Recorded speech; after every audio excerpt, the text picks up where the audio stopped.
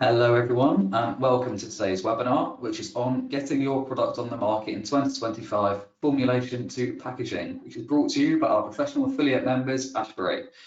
First of all, thank you to everyone for coming today. We hope that you find the content useful. There will be a Q&A at the end, so please put any questions that you have into the questions box, and we'll try to get through as many of them as we can at the end. Following the webinar, we'll be sending you an aftercare email in the next couple of working days. It will contain a recording of the webinar, a copy of the slides, and the contact details of today's presenter. So now, without any further ado, I will pass you over to our host for this webinar, Edward Allen. Thank you very much. Good morning, everyone. Welcome to today's webinar. As was mentioned, on product compliance for food and beverage companies. We'll be looking at the kind of journey across from conception to placing a product on the shelf. So my name is Ed Allen. I joined Ashbury in 2024.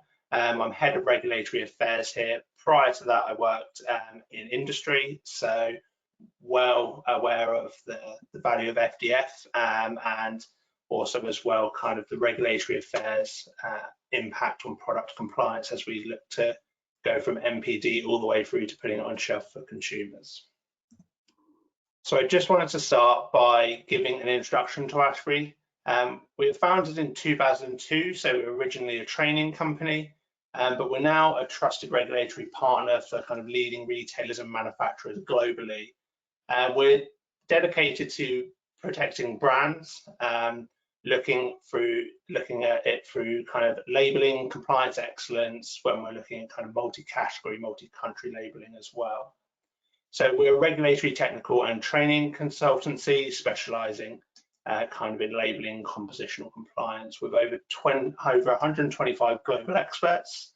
And we also operate in over 80 markets and cover over 35 different languages. So that global expertise kind of helps when it comes to looking at product labeling compliance, because it's pretty essential when you're bringing new products to market. But complex food regs and painful compliance processes are a source of confusion that kind of leave brand reputation and consumers at risk kind of on a daily basis. So what Ashbury does is we kind of help navigate these. We have 3 offices across the globe. But as I said, we do cover the regulatory landscapes of over 80 global markets. And what we do is we kind of offer a centralized service model. Projects are delivered globally, but we use our combined expertise from across the globe to kind of pull together what I refer to as that unicorn, that kind of trying to achieve that globally compliant product or marketing communication. So as said, what we do is we try and help teams prioritize the safety, quality and all the other elements of launching those sensational products that we see on the shelf every day. So without further ado, we're going to kind of move into the focus of today's session. We're going to try and consolidate the various strands of regulatory compliance, political influences and external factors that impact a product's journey. We're kind of going to look at the current and maybe the upcoming regulatory changes, providing insights into kind of the key global drivers that affect kind of food and beverage companies and their compliance. Regulatory changes, much like the food supply chain, is becoming increasingly global. And while those regulations often apply in specific jurisdictions, the driving factors behind these changes are global as well. And what this does is it creates challenges in navigating those compliance requirements across different markets or within kind of regions. So when we look at that worldwide drivers of change, you kind of, to understand the granular details of regulatory change and compliance risks, it's essential to start by identifying those dominant global influences that are shaping those changes. So this diagram here highlights the most significant factors in driving those regulatory shifts or the regulatory changes. And this is kind of based on the insights gathered or we've gathered over the kind of past year. And we expect these to remain the key drivings moving forward over 2025. I'm going to touch on a few here, just to give a bit of background. So we've got kind of climate change and environmental legislation, really key at the moment, a major force behind new environmental legislations. And key examples of these include the carbon border adjustment mechanism. So this is mitigating that carbon leakage and aligning international trade with those climate goals. Probably one that everyone's aware of is the EUDR or EU deforest regs. And kind of to accompany that, the UK Forest Risk Commodity Regulation was published. Not much has been seen on that, but EUDR has definitely been moving forward for your kind of global commodities. And then the other thing that sometimes we forget about is that climate-related changes often impact food safety as well. So we're all focusing on carbon, but actually there's increased disease risk within crops. There's disruptions to your crop supply chains. And then there's also as well expanded spread of animal-borne diseases. So that kind of brings me on to the other bit that's often overlooked is animal and public health risks. So animal and public health are critical to compliance. So you have recently had the avian influenza crisis, and then also very recently you've had a foot and mouth outbreak in Germany, which almost stopped import of animal goods into GB kind of overnight. And then kind of put on top of that, you've got those public health policies. So government policies on public health are increasingly impacting product regulations. Strategies relating to obesity reduction. You've got stricter regulations on advertising, placement and categorization of products, particularly when we're looking at those less healthy products or what is classed to be less healthy, the kind of high fat, sugar and salt, and then also alcohol as well. And then lastly is trade deals and tariffs. So not typically sometimes considered when we're looking at MPD, but looking at those trade agreements and tariffs is pretty crucial when shaping compliance requirements. So when we're looking at those geopolitical shifts, things like Donald Trump coming into the White House, they reignite debates on trade policies. And these kind of, they can also look to shift long-standing agreements across those kind of regulatory frameworks, which then impact your market access, labeling, and also product compliance standards. So if we were to kind of map that product journey, something that's been woven in here is traceability. That is key across your supply chain, and I'll kind of explain why. So bringing products to market, as we know, is complex and a costly endeavor. From the moment someone or a team of people conceives that idea, a company must consider the entire life cycle of the product. So we're talking about packaging, how it's going to be used, and then looking at as well the potential compliance risks associated with that product. And so to navigate that effectively, it's crucial to incorporate compliance considerations at every stage of your MPD process, but and kind of the traceability is a fundamental element that provides answers to so many of your compliance related questions across that journey. It ensures that businesses can track, verify, and the safety, legality, and quality of their products throughout the supply chain. So as we kind of progress through today's discussion, we'll examine some of these essential checkpoints and provide guidance on how to successfully manage those regulatory challenges. So when we look at those wider compliance considerations across your product journey, businesses need to develop the ability to kind of anticipate those regulatory changes effectively. And the key factors are kind of noted here throughout there, and I'll touch on a couple of them.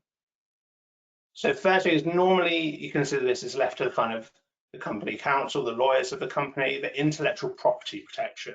So this is ensuring your product, packaging, logo, and formulation are adequately protected throughout your targeted markets. It's often considered as the lawyer's job, but actually, as you'll see as we move through this, it can actually be a regulatory consideration as well. We've then got things like novel foods, GMOs. A novel food is when an ingredient hasn't been widely consumed before May 1997 in the UK and EU. And so then at that point, you would need to navigate the novel foods approval process. This is becoming increasingly important for things like alternative proteins. So we're starting to see new processes used in processing those ingredients. And similarly as well with the ingredients being used around GMO regs, or whether you're sourcing from new suppliers in different geographies. Do those suppliers know their restriction on GMOs and irradiation in GB in the EU? Because they might not exist in their countries. And as we kind of move through as well, we've got things like maximum levels of additives, contaminants. Understanding the food categorization for food additives is essential to complying with those regulations. Different jurisdictions might have different levels, or they might completely ban certain additives. An example of that is kind of titanium dioxide, as we've seen recently, kind of the movement on banning that. And also as well, if we look across the globe, additives might have different categorizations, or they might have different maximum levels when we're looking at kind of USA or even Codex when we're looking at that. And we mentioned as well sustainability and supply chain data. Businesses need to comply with things like EUDR, and that robust supply chain data recording is key, and that's why traceability is important. We've also got things as well along the lines of, we said, public health and animal health. So examples of that is the border target operating model. So that's importing products into GB, whether you've got the right documentation, whether it meets the right requirements, and it's ensuring the safety of food that's coming into the UK or into GB. We've got Windsor framework, probably something that everyone's quite familiar with, the not for EU labelling, and looking at those kind of arrangements that are required for the Northern Ireland supply chains. And when you're kind of looking all the way back through, is also there's things about kind of food establishment registrations, imports of food. There's been a lot of confusion around food business operator addresses over the last 2 years since the UK left the EU. We also touched on kind of the packaging requirements as well as we kind of walk through this journey. So packaging requirements, food information for consumers and market-specific regs. If we kind of look at that, deposit return schemes and plastic packaging taxes are in target markets are critical. And regulations around food contact materials are really evolving quite quickly. When you're looking at single plastics and the ban on substances like PFAS or BPA in the EU, and then to kind of bring it all together or to layer it on top as such, you've got your national policies as well when we're looking at that kind of requirements. The national policies, you've got Spain, France, Italy, they've all got their own recycling logos when it comes to packaging. Germany have decided that they would potentially remove the use by dates for some products. And then also as well, when we're looking at food for consumers, allergens is a big touch point or focus area at the moment. And in Australia and New Zealand, you've got new allergen labelling requirements. In USA, you've got updates on their allergen labelling requirements. And then as we kind of look through the supply chain, once you've delivered that or developed that product, what is in place for then distributing that product?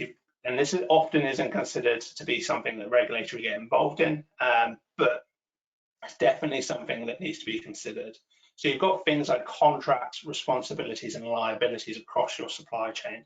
Do you have that proper record keeping for due diligence reporting, calculating packaging waste and waste types? Do you have defined roles in the event of product recalls or withdrawals? And then the clarity on liability there as well is if you're a manufacturer, do your importers and distributors have those defined roles with you? Have you got that written in contracts? And do you have processes and procedures for recalls and withdrawals if you're not the food business operator in particular markets, or does that liability sit with you? So understanding whether your product is responsible for placing a product on the market or simply making it available does impact your compliance obligations. And navigating those borders and trade regulations, you've got things like sanitary and phytosanitary controls, kind of agricultural goods around that. You've got customs controls and trade agreements, classification systems. Even when you're moving products within the UK, we spoke about the Windsor framework and moving it between Northern Ireland. So businesses need to understand the context of those trade agreements. Do requirements of proof of origin negate tariffs and documentation requirements? Does it make it simpler for you to move that product across borders? So when we're looking at this, we then need to look at kind of the regulatory risks points. So we're going to kind of go along this granular compliance consideration and look at it from the different elements of your product. So when food businesses look at this, they need to map out those requirements and then regulations against each stage of their journey. What this does is it kind of helps you gauge the risk, and we'll come on to kind of why risk and risk assessment is important. But it begins to kind of allow for allocation of time and resources to that horizon scanning for regulatory change, but also as well allowing you to prepare for those data and information sharing requirements across the business or across your supply chain stakeholders as you kind of move forward. So if we kind of look at some examples here, we've kind of got formulation, ethical and environmental. We talked about sustainability.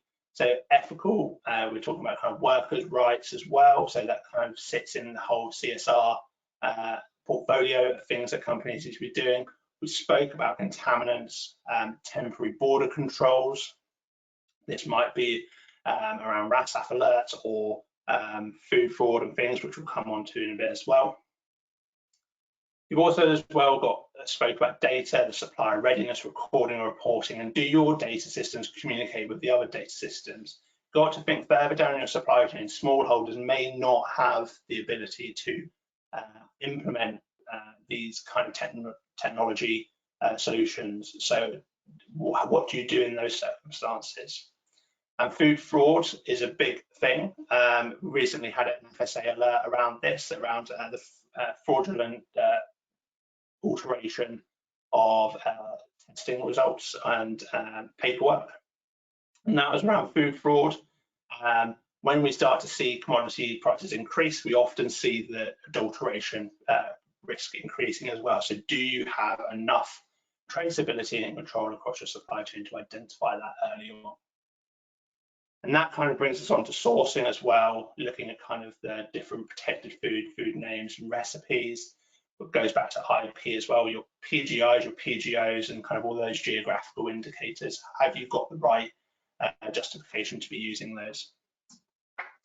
Border controls features a lot in all of this because global companies and moving products across borders does provide all of its regulatory challenges that come along with it. So if we look as well further down your supply chain, manufacturers, marketing, packaging, being able to visualize this, it allows you to kind of drill down. So marketing, providing information to product consumers. You've got things like health claims, your green claims has been a recent thing from the EU around greenwashing and trying to avoid that. Those national takes really do kind of adapt your regulatory risk. You've got UK and Republic of Ireland. They have difference in remits. Recently, the HPRA's website changed, and it seemed to remove all of the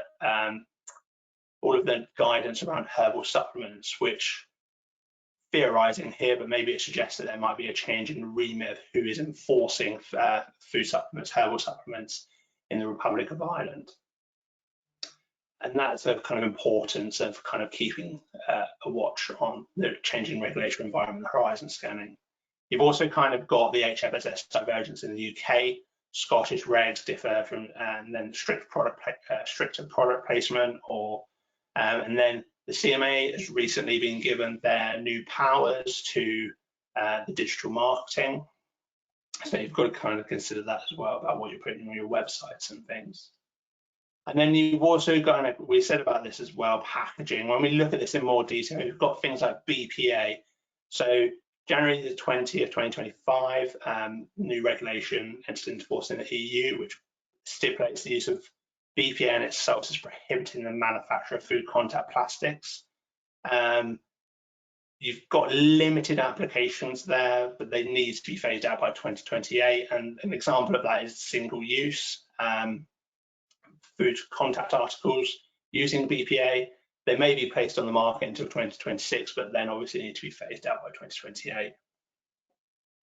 And then you've got the kind of, as a manufacturer, maybe the DRS requirements. Where does the responsibility sit? And it applies in many countries in the EU for PPWR, and also as well, the EU have said that they will be doing an EU-wide sorting symbol for 2026. yet to see what that looks like, but these are all considerations that kind of need to look at when you're considering NPD. And then it brings us on to classifications. So there's different layers here of kind of regulatory complexity, and the classification can sometimes be voluntary and mandatory mechanisms, but there are things to consider.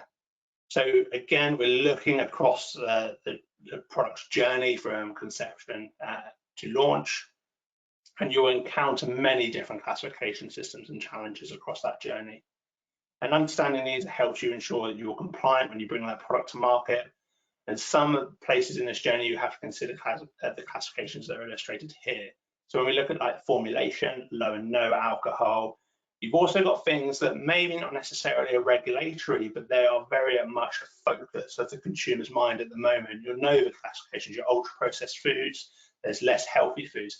There's a lot of discussion around what happens here. You've got clean labeled as well. They're not strictly regulations, but if you're trying to reduce your ingredients list to make it look cleaner, reduce the additive names maybe, adding citric acid that comes from lemon and then labeling it lemon juice is not compliant. So have you made sure that your ingredients lists are compliant with the categories of additives, for example? Unfortunately, these tend to stand alone, these classification systems, and they point to specific regulations, which then again highlights the importance of having that business mindset to make sure you've got the resource and people in place to look at the horizon scanning and make sure you're ahead of these changes rather than trying to react to them. So what's the risk of enforcement when you get to the end? You launch your product and then looking at the market and the current legal interpretations, try and gauge that financial and reputational loss.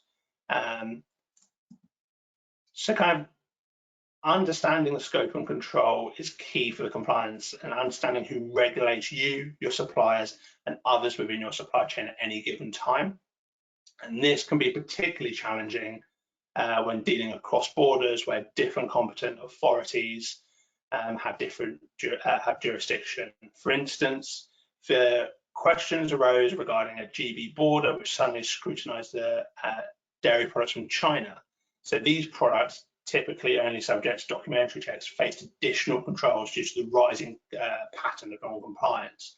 So being ahead of that change, making sure you have all of those documents, all of the tests required output, kind of stops you from being faced with those costly delays, having your shipments held in bond and things like that. And so what this does is the challenges with competent authorities is that in GB, particularly at the moment, we're aware that they're often strained and uncoordinated. So one port might have a different interpretation to another. And this has been seen due to, with the recent issues at Dover Port Health Authority. Limited enforcement capacity can make obtaining regulatory guidance from those bodies, people like the FSA, a challenge. So you as business owners aren't quite sure where you stand in terms of what you need to provide or what the current risks are. And as a result, being able to proactively manage compliance rather than solely rely on those external authorities is really important for ensuring compliance when you're crossing borders. So how do you manage these? How do you mitigate the risks of non-compliance to the business? So this is quite a complex little flow chart here. But the risk assessment of non-compliance must be at the forefront of your business operations. Often regulatory is left kind of bubbling along in the background and just seen as the no department. But really they need to be incorporated, particularly when it comes to sustainability.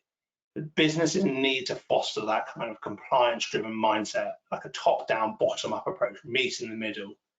Continually assessing risks based on regulatory changes, policy shifts, legal rulings. For example, you've got marketing claims that are impacted by regulatory decisions as well as tribunals, so your court cases. And then you've also got the ASA, the Advertising Standards Authority, rulings. They also influence how the public see, but also kind of the media coverage your brand might get, whether it's positive or negative. And basically, these precedents should inform risk assessments and compliance strategies, as well as the government consultations that you see, the trade deals, policies, and the kind of departmental changes. People changes can change how things are viewed or how things are going to be enacted by government departments as well. You can see here that kind of risk reassessment sits in the middle, and horizon scanning also sits there nicely alongside it. So when it comes to horizon scanning and risk assessment, it's not sufficient to consider only the cost of enforcement versus taking action to comply. You've got to look at kind of the likelihood of impact and the severity of consequences. So how likely is that regulatory change going to be impactful to your business? Will it directly affect your products? Does it need immediate attention? And what is the severity of consequences when you're looking at enforcement? What are the regulatory fines? Are they minor? But the reputational damage on the media association with it could result in loss of consumer trust. How do you measure that? And what are those kind of, and if there is a severe consequence, does that lead to legal actions? And that kind of brings me on to, as competent authorities really do struggle with enforcement and their resource to be able to cover the market, businesses need to remain vigilant. And there's an increasing prevalence of private prosecutions and class action lawsuits, which just kind of underscores the importance of maintaining that compliance strategy. So how do you stay ahead of those policy and regulatory changes? There currently isn't a silver bullet for managing the vast maze of regulation and policy change. And there are more tools around and systems on the market that aim at kind of making it maybe look a little bit easier or take a little bit of the effort out of it. Divergence of regulation following Brexit remains the pain point of food businesses. And so what we've kind of done here is if we look at the divergence, you've got kind of official controls regulation, animal health laws, wine and spirits regulations, environmental and unfair trading practice regulations. These are all kind of things to see or consider. You've got the RAG, like the red, amber, green rating down the side there. And it just shows you how a small, what could be a small change to trading practices, or what was deemed to be a small change, actually has a massive effect on the divergence that happens and then the practices that businesses need to take. You've also got things like organic products, so mutual recognition. It's laid out in the trade and cooperations agreement provisions and serve to mitigate the impact of divergence. But the bodies that look after the organic products in different markets, their standards may change, and it's becoming increasingly harder to keep up to date with those two organic standards and watching as they evolve separately. We're looking as well towards the UK-EU Trade and Cooperation Agreement review. It's meant to start in May 2026, so kind of keep your eyes out open there for any changes. We've got things around the breakfast directive as well, so honey and jam, standards of identity changes, those kind of things.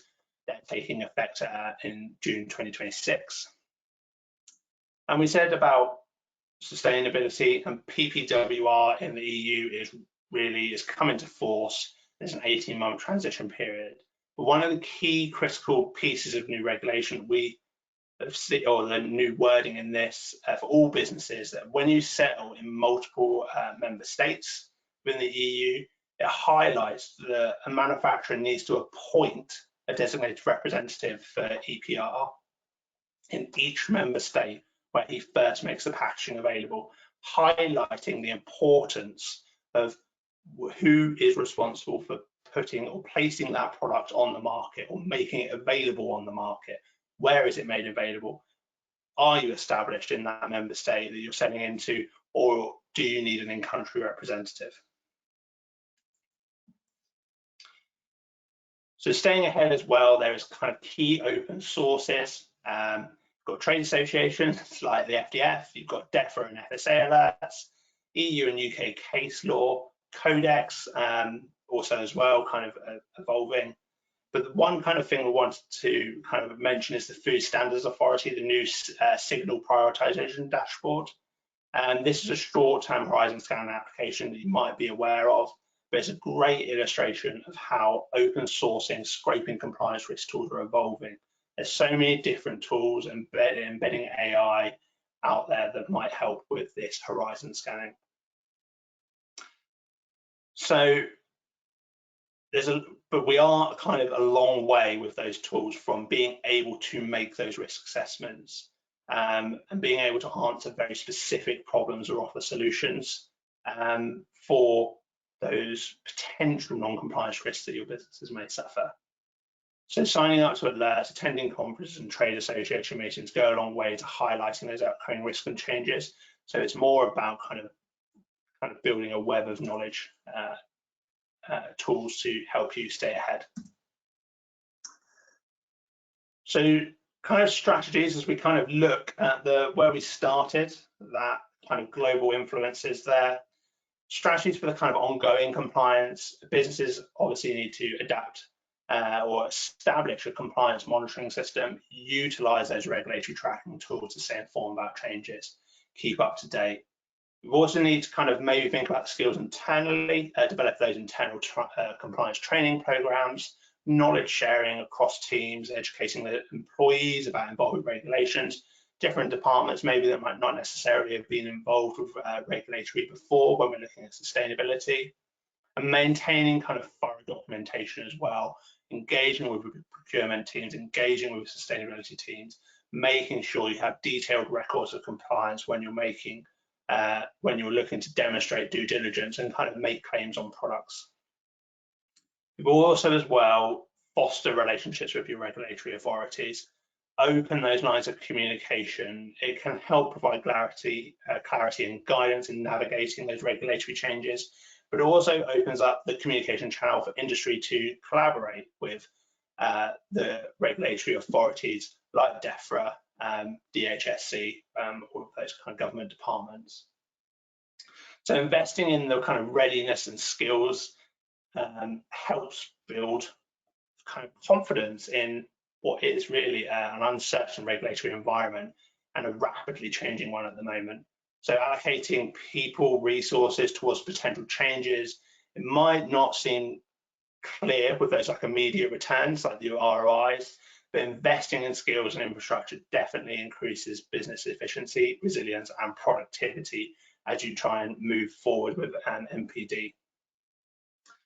And so it's ensuring that kind of the right data flows through the right departments and put into the right systems as well, and integrating those compliance processes. So with that, thank you very much for attending today. We have time for Q&A, like we said at the start, and I'm happy to answer any questions you may have.